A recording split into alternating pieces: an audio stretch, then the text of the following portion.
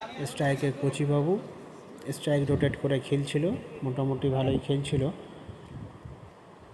তো শাকির স্ট্রাইকে ও ব্যাট চালাচ্ছিল, বড় বড় শট খেলার চেষ্টা করছিল বাট পারছিল না, কিন্তু একটা অবশেষে একটা ছয় মেরেছিল। সেই ছয়টা আমরা দেখবো, খুবই সুন্দর হিট হয়েছিল। বলটা হাতে তো ধরে নাই গোপালদা, আউট করার চেষ্টা করেছিল, তো হয়নি। দেখতে থাকো গাইস, কেমন লাগছে খেলাটাকে কমেন্টে জানিও।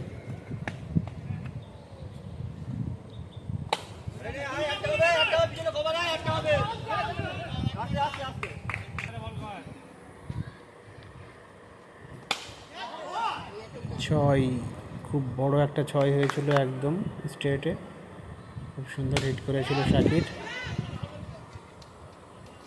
অবশেষে শাকির ক্যাচ আউট, ক্যাচ দিয়ে চলে গেল।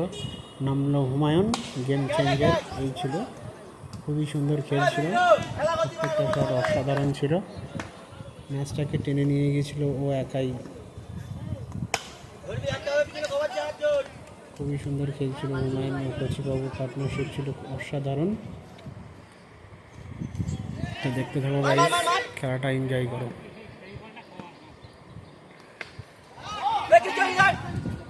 আবার একটা বাউন্ডারি হাঁকিয়ে দিল হুমায়ুন, সেটা গাছে লেগে ফিরে এসেছিল, ব্যাড লাক, শুধু প্রত্যেকটা বল গাছে লাগছিল আমাদের, তো সেখান থেকে ছুটে রান নিতে হচ্ছিল। কচিবাবু আউট হয়ে গেল, ক্যাচ দিয়ে চলে গেল। নামলো পটলা, প্রথম বল ঠুকে দিল, স্ট্রাইকে হুমায়ুন।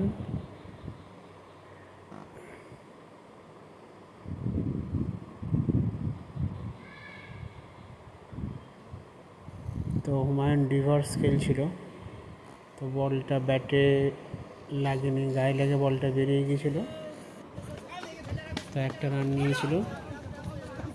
খুব সুন্দর খেলা হচ্ছিল গাইস।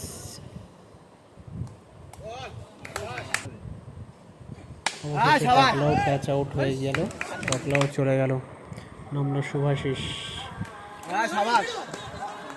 উনিও জিপিএল এ আমাদের টিমের একটা মেম্বার।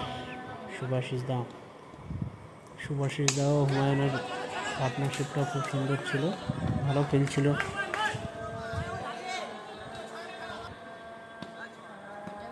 কার খেলাটা সুন্দর লাগছে কমেন্টে জানিও বন্ধুরা।